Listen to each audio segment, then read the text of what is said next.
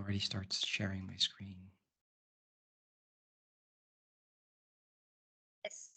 So, welcome everyone to Agile Coaching Roundtable, and we would be completing 1 year tomorrow for this Agile community. And as a part of our celebration and as a part of our guest speaker session, today we are having Maarten Dalmijn as our celebrity guest speaker.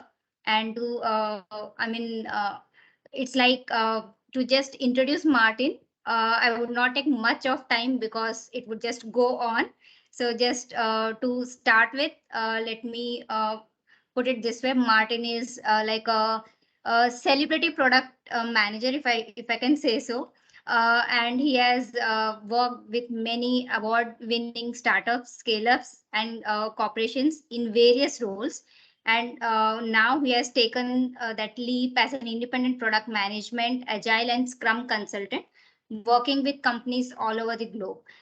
He is a great writer or a blogger, if I may say so, to start with. And he's also coming up with his new book, which he is going to hopefully launch next year. So looking forward for that. He has written more than 165 best practices articles on product management, agile, and Scrum. He's an ambassador and editor at Serious Scrum, the largest publication on Medium about Scrum. And he is the one who helps companies or organizations to beat the feature factory all over the world. So he also believes in less but better. So to go on and on and on, there are too many things to cover, but I do not want to waste much of this time in just introduction. And I'm really looking forward this session. I'm just going to be fly on this wall today. And over to you, Maarten. Well, thanks for this really lovely introduction. So I wanted to talk about this topic, 10 things I wish I knew before starting out as a product owner. Because when I started out as a product owner, it was actually very difficult to find a job because it was kind of a new role. And I had like hundreds of interviews and I'd never done it before. So it was very difficult to get the role. So I'm kind of like the corgi in that picture. I was so excited that a company wanted to have me as a product owner. I was enthusiastic. I was smiling. I was happy, full of energy. And then I was blissfully unaware of the speeding train that was coming my way that is called product ownership. Like there was this big contrast between all the excitement and the belief I would be a great product owner. That's what I needed, right? Because you're sitting in interviews, you need to convince people I'm going to do an amazing job. And then when I had the job, I kind of thought, what the hell am I doing? Am I capable of doing this? And I thought about creating a presentation where I kind of share the 10 most important lessons so that if my younger self would see this, he would probably learn a bit quicker. Maybe that's the nice way of putting it. So I want to stress that every year, if you start as a product owner, you're still going to make mistakes and you'll probably make the same mistakes than I did. And my ambition is when you see this talk, maybe you'll learn quicker than me. And if I did that, then I think I did a great job. And I don't think we can prevent making all of these mistakes, unfortunately. That being said, let's start with the first lesson, right? Like the 10 things I wish I knew, the importance of stakeholder management. So one of the big challenges in product management, product ownership is stakeholders want a beautiful, prestigious car that they can show off their wealth, right? And the reality is what they want and what you're capable of delivering, it's you can deliver something much smaller than that. There's always way more ideas. So you can kind of deliver this toy car that can make your kids smile. And it's your job as a product owner to manage that tension and sometimes also frustration. And to make matters even worse, like stakeholders want different things. They want different cars. And even if they want the same things, they might have different ideas of how to best get there. And also it's called a product owner, but let's be real, like situations where you really own the product, where you can really make decisions about everything without like in isolation from other stakeholders or other people, it's pretty rare. Like it's nice in theory, in practice, it doesn't really happen, unfortunately. So it's really important to be aware of when you start out, you never operate in a vacuum as a product owner. So there's this Scrum theory, like where they talk about one product owner per product, where it's kind of like the product owner is the king of the product. He or she decides everything. You could also call it the queen of the product. Um, but the real world, it's much more like you're an influencer, like you're a product owner whisperer. Like you have to influence the Scrum team, stakeholders to bring that vision to reality. It's not that you can say, this is what we're going to do and everybody will listen. No, you need to bring everybody on board and get buy-in for your vision. So here's a nice matrix I made, and this kind of, you can use it to plot your current situation. And I will also afterwards talk about like my personal journey. But one key axis is how good are you at saying no? Like some people are naturally good at it, some people are not as good at it. And the other axis is how good are you at stakeholder management, at politics, at listening and influencing. And for example, let's say you're not good at stakeholder management and you're not good at saying no, then it's a ticking time bomb situation. It's going to explode. It's a matter of time. Now imagine that you're really good at saying no, but you're not so good at dealing with stakeholders. Then they're going to undermine you. And as well, imagine you are not so good at saying no, but you're really good with stakeholders and with influencing them, then you get this stakeholder driven development where you're doing what they're saying. And that's not what you should be doing. You should listen to them, right? But take all those ideas and then do what's best for the product. That's not necessarily what your stakeholders are telling you to do. And then I think the ideal situation is kind of stakeholder inclusion, where you're good at saying no and you're good at including and managing your stakeholders so that it actually you're working on the same things. You have the same vision, the same strategy. So my personal journey, I started as a ticking time bomb. So I was kind of starting, I was like, I'm not sure what I'm doing. So I said yes to too many things. And then I was flooded with requests and broken promises. I broke many promises. So then at some point I realized this is not working. So I actually swung to the other way, where I actually just said no to most of the things. And I did it in a way that they didn't feel heard, they didn't feel respected. So I was actually annoyed with them coming with questions. So they started undermining me, which is also not a good situation to be in. And then, in an effort to mend the relationship, I thought, okay, let's try to be nicer and please people. So I ended up in stakeholder driven development again.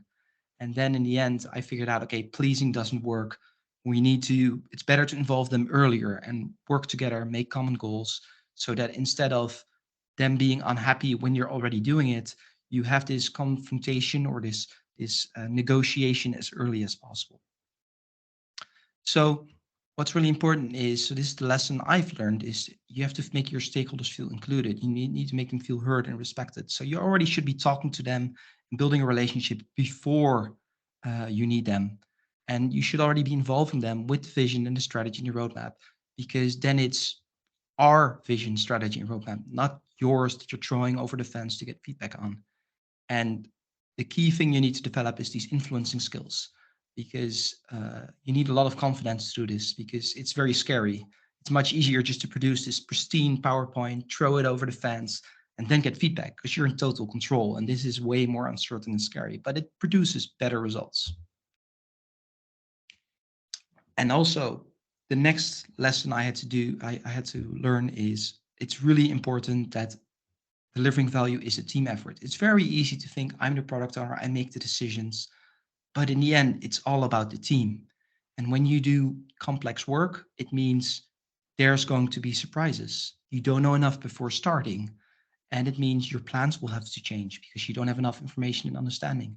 It means we will make mistakes. And even if we don't make mistakes and we execute the plans perfectly, we're not even going to have the expected results. And that's why the key thing here is, and I think we already talked about it before, like in the pre-talk, you need to inspect and adapt. You need to adjust actions and plans based on what you learn and discover. And ideally, the team does that so that they don't need you. And to make matters worse, there's one product owner per product. And every team has these feedback loops. Every team has to adjust their plans. And this can get really ugly and messy quickly. So you need to empower your teams that they don't need you, that they actually understand what are we trying to achieve, why does it matter, so that they can adjust their plans. And that's the quickest way to keep the feedback running. Don't make yourself the bottleneck. And a key thing is to do that is whenever they come with you with a question, spend a bit more time to answer that question. Give them a bit more information instead of just giving the answer, because ideally you want them to have the understanding and the knowledge and expertise to not need you as a product owner for every little detail during the sprint. So what's also really important is you should try to spend less time in what I call the sprint bubble. So if you look at Scrum, the outcome of the sprint is a product increment that meets the definition of done and it achieves the sprint goal. It should be a concrete step towards the product goal. It's very delivery focused. Scrum doesn't tell you how to do discovery. How do we know what's the right product goal? How do we know if it's the right thing to be working on? How can we work without building something to increase confidence? And how do we know afterward when we've delivered it that it indeed is valuable? Scrum doesn't tell you how to do that at all. And it's very dangerous to get sucked in all these Scrum events and not pay sufficient attention to these things. While in my opinion, they are crucial to delivering value. So to escape the sprints bubble, instead of focusing on these features and thinking like, hey, we should just ship them as fast as possible, which is very enticing if you're in this sprint feedback loop, you should really think about, okay, so you have an idea, how can we do experiments? How can we learn in the quickest way possible? Even without building, because building something is a slow way of learning. And then sometimes it will deliver value. Sometimes it makes sense to build something. And yeah, so that's the key thing. Don't start building without evidence. Don't immediately think like we have a product increment, it needs to be added there. You should invest effort relative to the amount of evidence that you have. So if you just have an idea, maybe have some conversations, talk to some customers, make a mock-up, like show them something. That's a way quicker way of getting feedback. And as well, you can make adjustments way quicker. And then as you can gain more confidence that you're on the right path, that's when you should invest more time and effort. And what I see that most Scrum teams do actually, somebody has an idea, okay, let's build it, and then we figure out if it works. That's really expensive way of learning. Like building to learn is not the way to go. So the fourth thing which I've learned, it's really important to create an environment where it's safe to fail. And I believe the product owner has a really important role in that, because if you want this culture of experimentation, learning, and them to suggest ideas, there needs to be trust. There needs to be safety. Because if it's not there, if they don't feel safe, then you're going to spend more time in meeting because they're going to ask you for every detail. And you're still going to deliver things too late, even though you discuss the same backlog item like 5 times over and over again.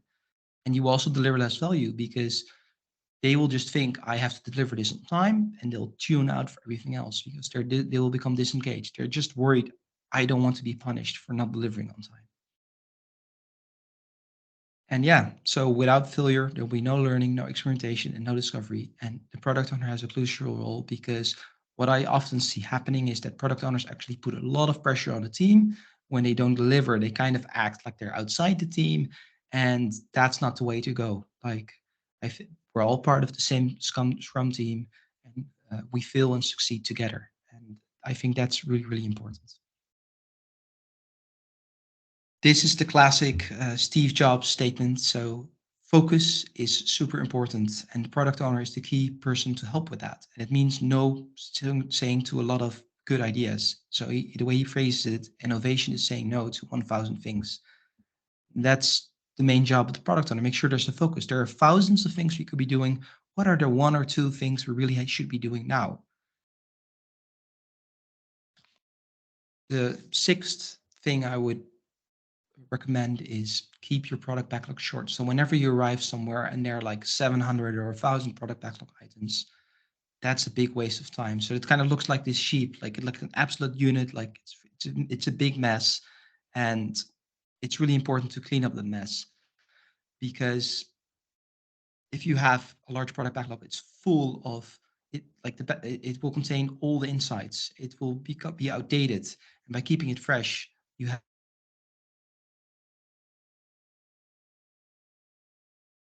because you're learning Did all it the freeze? time. Every sprint you're learning new things. And that's why it's a big waste to have a very long product backlog, because you're not going to be reworking a product backlog of 3 years every week. So it's just going to go still.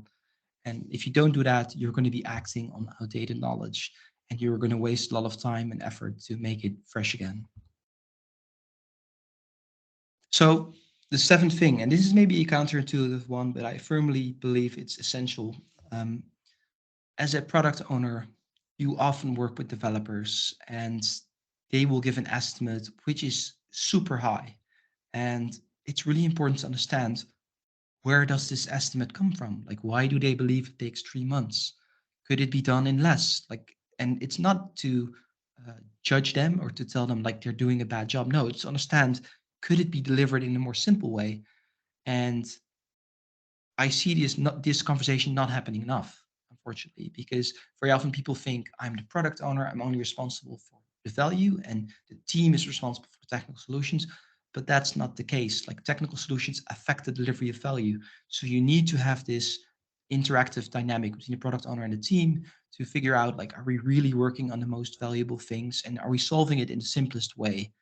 And I really believe that product owner can play a really big role in this. And in a related point, I think it's super important and to build solutions that are too simple, that you even have some doubt if it works. I want to stress, don't do this in a highly regulated context, or maybe with finance transactions. There you need to be very risk averse. But the reality is, we often believe we know more than we do. And we have a tendency to overcomplicate things. There have actually been scientific experiments done that when there's like a problem, and there's like two different solutions, like solution one is adding a piece, another solution is removing a piece, and they all achieve the same outcome, our natural tendency is to add a piece. We're not that good at leaving stuff out to make things better. And that's why we should really work hard on that. Like, it's very hard to keep things simple. And we also underestimate the importance of what we don't know. So if you deliver something simpler, it will be out there quicker, and you will discover the real problems that matter. And it also means you have less assumptions and a quicker time to market. And what I also want to stress is, it's discovering something that was necessary you didn't add is way easier than discovering something unnecessary you did add. So once you add something and it's there, it's very difficult to remove it, because it's much more difficult to show like, hey, is it really like making a difference, especially when it comes to technical solutions. For example, let's say you could have done it with microservices, or you could done it with a Lambda function. If it's a microservice, it's probably going to stay a microservice. And this one is super important, and I'm not that good at it, to be honest. I'm working on it. I think it's really important to practice self-compassion. I think product owner is a stressful job, and it's always messy, and you need a really broad skill set. So it's very easy to feel inadequate, and nobody ticks all the boxes. And yeah, it's normal to suffer from imposter syndrome. And you're often in many conflicts and many situations where you can't win because there's just too much going on, and it's extremely frustrating. So be kind for yourself. Like, you don't have to be perfect. And I'm not good at this, to be honest, but I think you have to be easy on yourself. And yeah, be proud of the things you achieve, even if it's not as good as you wanted it to be, because let's face it, most of the time, at least when I do stuff, it's never as good as I wanted it to be. I always want it to be better. And I want to finish with the 10th one, which is, I think, one of the most important ones, which many people don't understand, in my opinion. Like, there's a lot of talk about outputs versus outcomes. Like, there are these two opposing things. And it's really important to keep in mind, outputs are super important, because outputs are what drive the outcomes. So you need to build this model of how your product delivers value. Like, features are outputs and the results are the business value, but there's something happening in between. And unless you know how these leading outputs drive these lagging business outcomes, for example, revenue, like if you have a SaaS product, if somebody upgrades, it's super slow. It's not like you add a new feature and you will see immediately that the business value increases. So you need to develop this model so you can tie back what's happening in the product to actually that monetary value that ultimately you care about. And I'm not going to go into too much details, but I think a really lovely way of looking at it is by studying the North Star framework.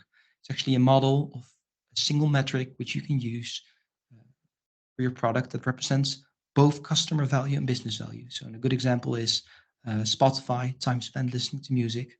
So that represents customer value because I, as a Spotify listener, if I listen more, I get more value out of the product, perfectly reasonable.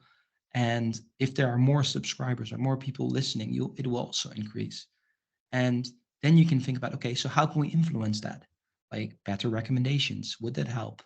Uh, or like, I don't know, a remix feature. And then you can see how does it influence, what input metrics would it influence? And then ultimately you can take a look at the money or whatever you care about in terms of business value, customer value. So in summary, these are the 10 lessons I would like to impart to you. So move away from stakeholder management to stakeholder inclusion.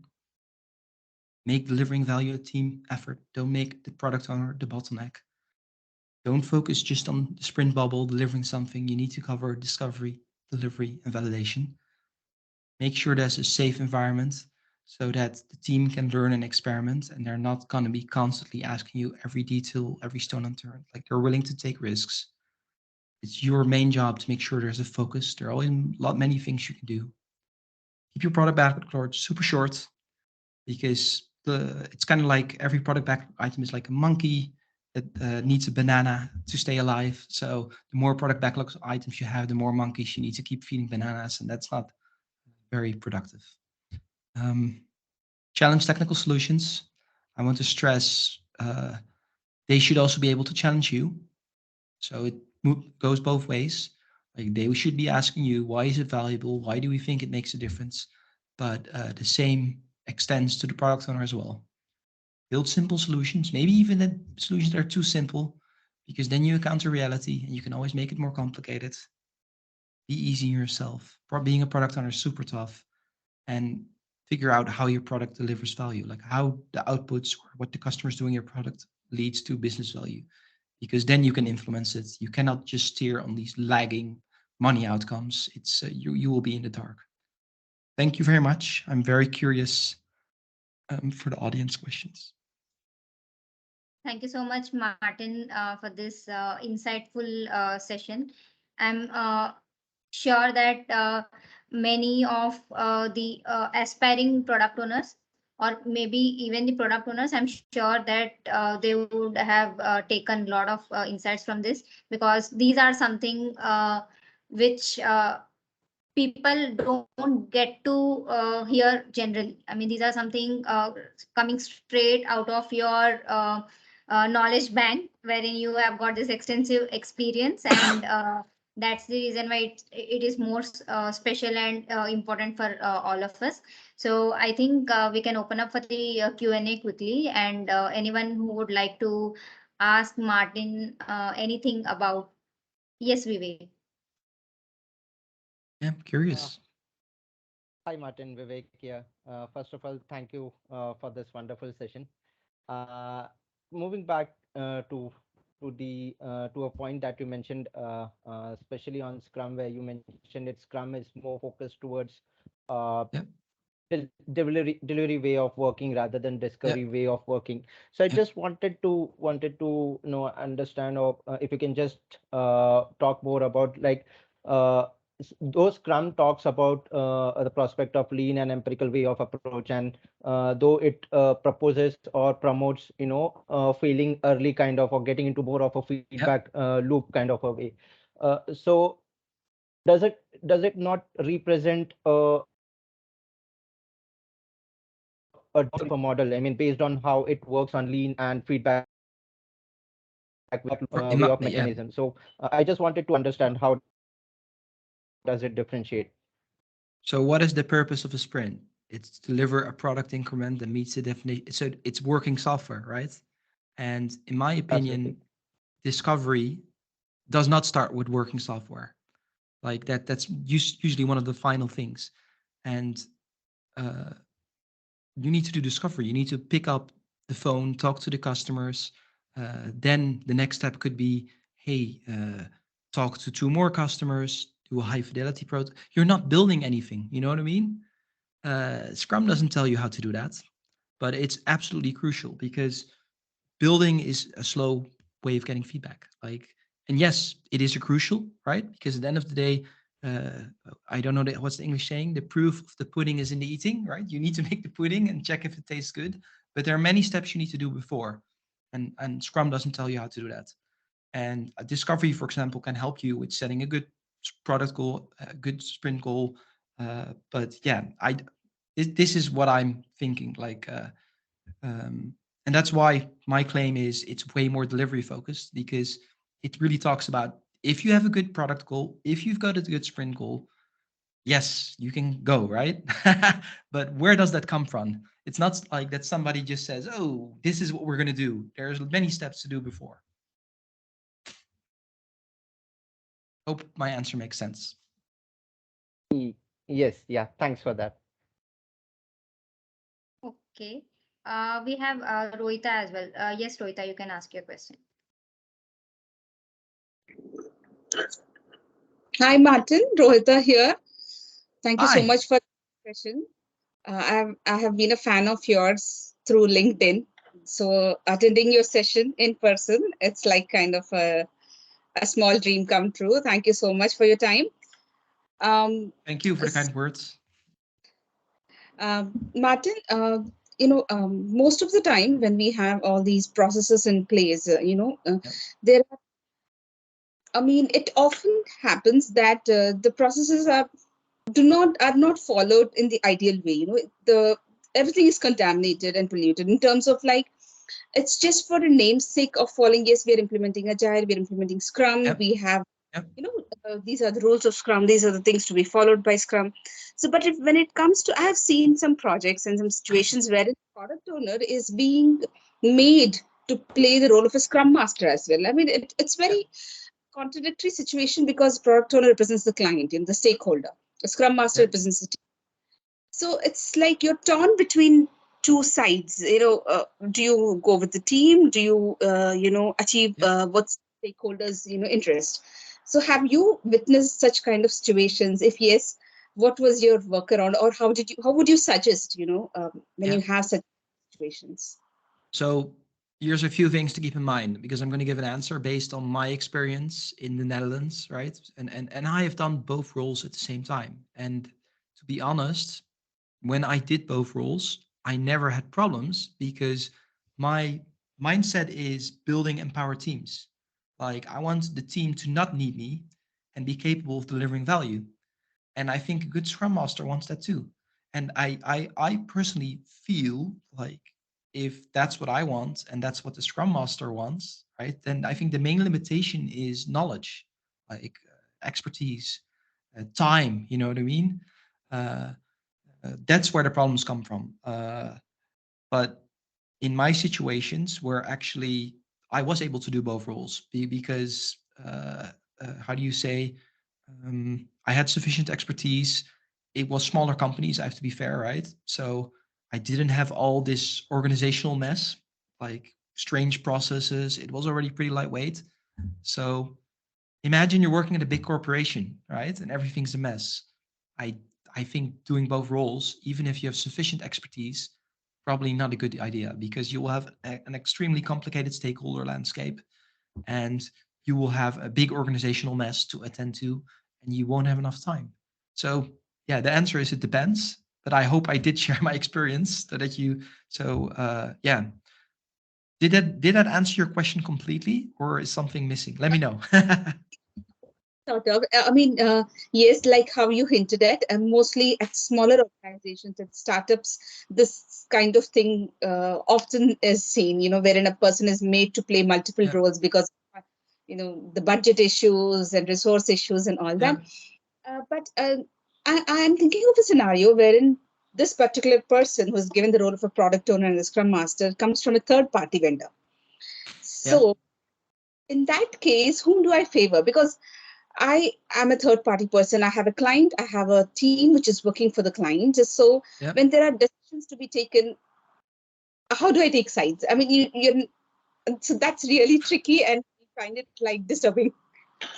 Yeah, no, I agree. So I've also been in situations, right? Like, so for example, I worked at a digital agency, so I was paid per hour and our customer was paying us per hour.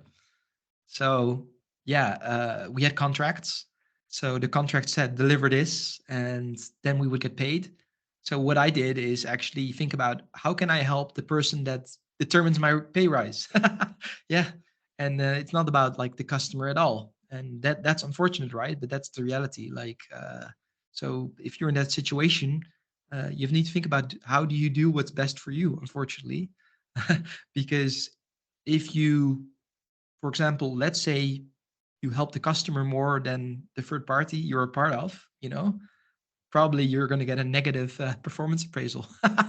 So you will have a very happy customer, right? But your boss will tell you, yeah, we're losing a lot of margin because you're saying yes to all these valuable things. They didn't pay for it. So yeah, I think the solution is you need a different system, like honestly, because I think whatever you do, it never will be optimal. That's my, I haven't solved it. Maybe that's the good way of saying it. Yeah, perfect. I think I'm on the same page as you. Thank you. Yeah. I think next, Vishwanath, you can ask your question. Hey, thank you, Ramya. Hello, Martin. This Hello. is this is Vish from Bangalore, India. So I am an aspiring product manager, not the product owner, but the product manager. Yeah. And yeah, despite I have done some research on my side, but I'm still confused and haven't got a clue, right, in terms of how a product manager, right, given the design thinking, value analysis kind of stuff, actually fits in and or how it works in a real agile world, the product Yeah. manager versus the product owner. Yeah. So you're touching upon a very important topic, and I don't think there is one right answer because, I mean, there is one right answer in my world, but the reality is you see different flavors in the real world. So I'm sorry, I'm not going to be able to give a simple answer. So let me explain. So one very popular setup is where you have a product manager and a product owner working together, kind of like buddies. So that's probably one of the most popular working models if you have both of them, to be honest. What happens is that the product manager is more vision, strategy, more customer oriented, like thinking about the market, what should we be doing. But then at some point, the PO has to execute. So the PO is the one on the operational side delivering it. Um, so the way I call it is, and I don't know if you're technical, so this is what I call horizontally splitting the role in a way. So it's kind of like you have front enders, back enders, they are responsible for different components. I don't like that. What I think is a better working model is that you are responsible for a part of a product from beginning to end. Because what I've noticed is when you have POs and PMs, a lot gets lost in confusion because the team is working on something and then they bump into problems and the product owner doesn't have to answer and the product manager is not available or the product owner has a different understanding. It always leads to problems. So I'm not a big fan of this solution. So the ideal solution, in my opinion, is see the product manager as a product owner, basically. Period. It's the same thing. Like there is no difference. The difference is artificial. Hope it makes, and maybe I blew up your mind now. Okay. Yeah, thanks, Martin. Yes. So one follow-up stuff on that. I'm told that a product owner has to have the domain experience or knowledge of whatever the industry they are catering to, but that doesn't seem required per se. I mean, uh, given on the business side of it, as long as you understand what customer wants and all the business angles. So as a product manager, you could still work and succeed without the domain experience. I mean, it's my understanding. Please help me validate and No. I mean, I think you should always have domain knowledge because it depends on what you call domain knowledge, right? But imagine you're joining insurance business. You need to know how the business works, right? That's domain knowledge, in my opinion. If you're talking about technical domain knowledge, okay, right? I can agree with that. If you have this PO, PM setup, yeah. But if you're talking about generic domain knowledge, if you're working in insurance business, you need to know how does it work? Where does the money come from? Like that's domain knowledge.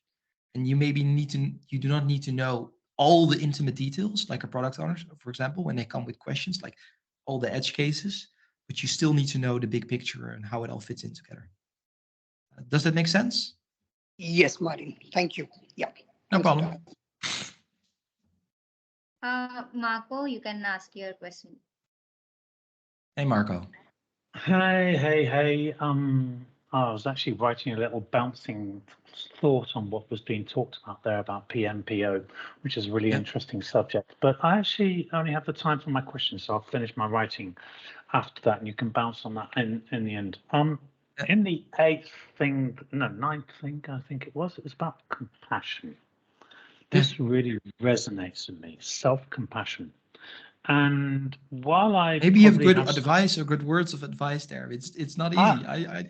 I've got some ideas for that, because I actually did a training on the imposter syndrome, and there's some techniques that you can use. But I was wondering what techniques are you aware of that you would share, because I have little knowledge. It's just things that have just emerged recently, and it's not actually like things that I know how well they work.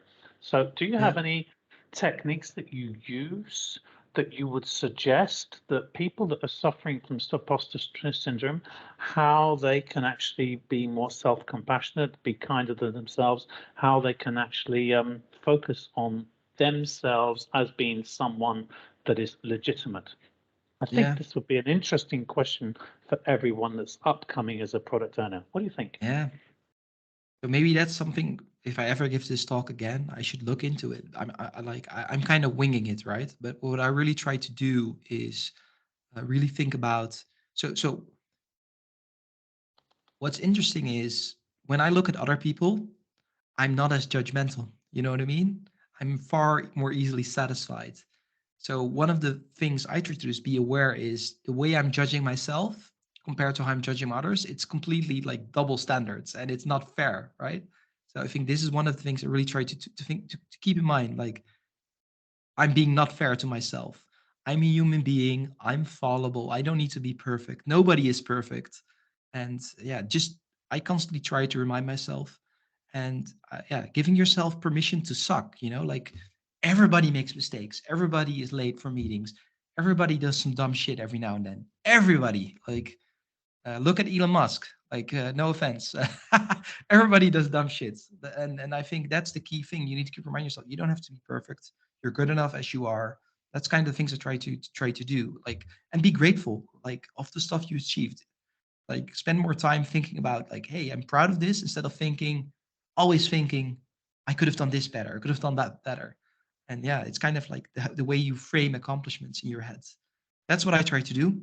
But I don't know if there's a nice word for it or if this would help others. Yeah, that resonates with an idea, which is drawing a timeline of your career and mapping out 4 or 5 highlights of your achievements, and then questioning yourselves on how have you been successful, capture your strengths and the skills, and then maybe share that with people and listen to them, what they think. That's really nice. Maybe it's also nice to do kind of a retrospective session. Like, what do you, I mean, I'm sure there are formats, like, what do you like about someone else? Like, I mean, there are formats to get, like, because I think we're far better at giving negative feedback than seeing the good in others. I'm sure there are retrospective formats that help, like saying I mean, the goal is to say positive things, but saying real things, like, that are coincidentally positive. I'll let you bounce on my PM thought in the chat. Thanks. Yeah, sure. Thanks for answering the question. Neha, yes, you can ask. Maybe this could be the last question. Thanks, Ramya. Actually, I would like to first initiate a conversation which Marco mentioned about imposter syndrome. I actually was into this at some point. I experienced this, so I can of course resonate. And when you asked Maarten how he is dealing, I actually felt maybe I can share certain things which I actually did and dealt with it, and I'm super proud of it. So I Please felt like do. I felt like consistency is one thing, and I started really reflecting on the things that what actually made me feel this thing. Why am I feeling that I'm underconfident on a particular topic? And then I started really finding out, okay, this is the thing in my environment, and this is the kind of behavior I'm getting when I'm talking about this topic, and this makes me feel underconfident. And I started really building up my knowledge on those things slowly, one by one and one by one. And I also started really reflecting and talking about these things very openly with people when one on one, not like in a group, because in a group, of course, you feel a bit attacked, kind of, and you're not that open, even if this person is not trying to want to put you down, but you still feel uncomfortable. And I started this building relationship with these people one on one and started understanding what was their perspective. And I tried to also teach them then that what they brought, like what kind of this feedback, what it caused to me. And I also started creating awareness because it was happening more and more. People just didn't talk about it. But I just felt that it resonated with me and I wanted to share. And you mentioned retrospective could be a good thing. And I recently ran a retrospective, which is an empathy monster game by Todd Rice in a Miroverse. And it's a great thing like you can do that. There are many times this conflict situations are happening in the team. And this game is basically that you write an imaginary story of a monster. You start with it, and then the second person would interpret the story from an empathetic side. That why this monster is behaving this way. They create their own story. And then I really find I actually applied this in my team, and they were a conflict situation, and the person started really reflecting and feeling like, yeah, there are only different perspectives. It's not good or bad. And I think, yeah, you can even try these kind of things. There are many things that we can do, but we have to take a step. Yeah. What I really admire about your story is the vulnerability, right? Because basically you're in one-on-ones, you have to be vulnerable. Like that's very brave. Yeah, I'm the kind of guy that maybe doesn't do that enough. So I admire that because I think it's a really good starting point. So Thank you, wanted to Maarten. call it out. I was in deep shit at that time, so I thought, okay, what else could be, worse? So, yeah. But my like, if we have a little time, my question was actually to you, Maarten, that for example, if there is a new product owner in a Scrum team, yeah, and you mentioned about this discovery phase, which is so important and so crucial, and people always goes into this feature mode. How can this new product owner in a new Scrum team setup still create a balance to work on the sprints, provide that support to the team, but like, or maybe from your experience, how did you start the discovery? Because I read your focus sprint goals, which I also very fond of. Maybe you can share certain things. Yeah. Do we still have time to answer? I'm just checking. I still have time, but.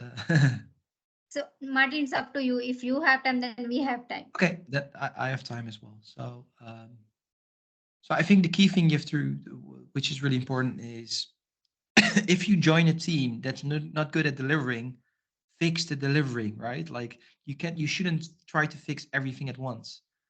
And because I worked at companies where I actually came in and they sucked at delivering, and I could have had the best discovery process in the world, but nothing was going to happen. You know what I mean? So I think that's a key realization. So applying that to the junior product owner, if they join the team, they need, for example, to get domain knowledge, right? They need to build relationships. What I tend to do is keep the machine running.